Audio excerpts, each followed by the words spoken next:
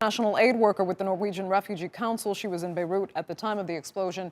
She joins us now from Nicosia in Greek-administered Cyprus. Thanks so much for being with us. You know, the United Nations has just warned of a spiraling humanitarian crisis potentially unfolding in Lebanon. There is actually a worry about the amount of food that will be left for the Lebanese people. I mean, how concerned are you with the food shortage and the humanitarian situation there? I mean, one would think international donors would step up at this point to at least get the country's reserves in order so that people don't face immediate hunger in the short term.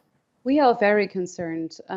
Food insecurity and food shortages are an immediate concern, and we need to monitor it very, very carefully. What we're seeing now, and the Norwegian Refugee Council is also helping with that, is that people have immediate needs, and food is one of those. So we try to provide people with cash so they can address those food needs, but also other very urgent needs like medical needs. Now, what will the food shortages look like in the coming weeks and months? That is still a question mark for now. We know that the grain silos in the port, which we've seen circulating on the pictures in the past weeks, they've been destroyed. This is where 85% of the grain reserves for Lebanon were stored. So this is a disaster.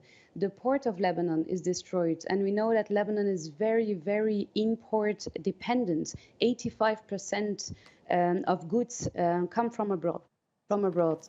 So now we know that the port of Tripoli is being used, but it's only has only 1/3 of the capacity of the Beirut port, could easily be congested. So this is a big question mark. Right. And how worried are you about the potential social insecurity going forward? There is no government. Hundreds of thousands of people are suddenly homeless. Right now, it seems everyone is stepping up to help, but what happens when that starts waning and people have to try to get back to a life where they can try and earn a living and feed their families?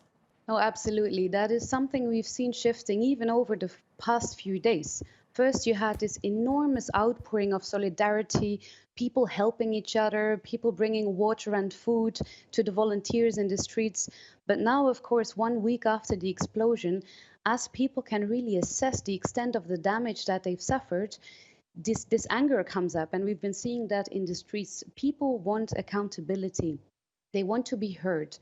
And in addition to those immediate needs that absolutely need to be addressed, very soon we will also see those more structural needs popping up again. And this is where we really call on the international community to bring in more funds, because what has been pledged on Sunday really falls short of what is needed. Already prior to the explosion, I should add, roughly 70 to 80% of people had lost their jobs or had seen their salaries cut because of the coronavirus, the lockdown measures, and of course the unprecedented economic crisis that already was unfolding in Lebanon. Right. So this is where we are now. Elena, should anyone be worried about, you know, a sort of mass exodus, rather, of people leaving Lebanon if the situation becomes even more dire?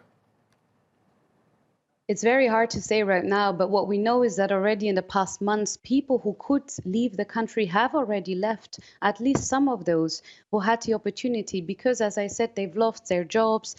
Now we're seeing people who have lost maybe the only thing that they had left, their house, because their savings have been literally evaporated over the past months. The currency, the Lebanese currency, has lost 80% of its value.